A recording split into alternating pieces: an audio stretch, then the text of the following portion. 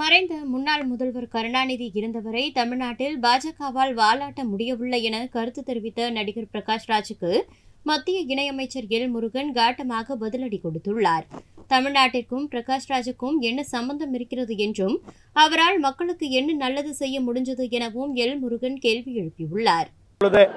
கருப்பு பணத்திற்கு இந்தியாவில் இடமே இல்லை. அதனாலதான் டிஜிட்டல் இந்தியா, டிஜிட்டல் டிரான்சாக்ஷன் இன்றைக்கு சாதாரண மக்களையும் சென்று சேர்ந்திருக்குன்னா அது பிரதமர் திரு நரேந்திர மோடிஜி அவர்கள் எடுத்த நடவடிக்கைகளால் தான்.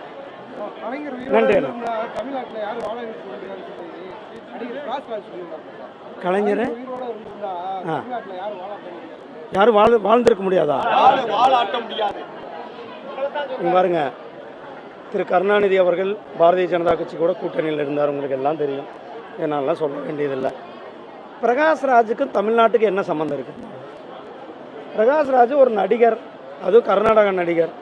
அவர் அங்கே இருக்கிற கருத்துக்கள் சொல்கிறார்.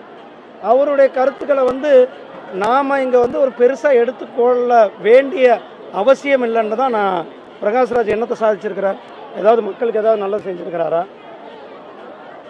அதனால் பிரகாஷ் ராஜனுடைய கருத்துக்கள்லாம் நம்ம எடுத்துக்கொள்ள வேண்டிய அவசியம். அவர் ஒரு சினிமா கலைஞர். சினிமா கலைஞரை நம்ம ஒரு என்டர்டெயின்மெண்ட் கலைஞராக பார்க்க வேண்டியது தான் மக்கள் பார்க்குறது.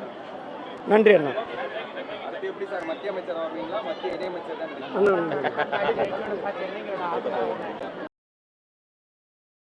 செய்திகளை உள்ளது உள்ளபடி தெரிந்து கொள்ள ரெஃப்ளெக்ட் நியூஸை சப்ஸ்கிரைப் பண்ணுங்க.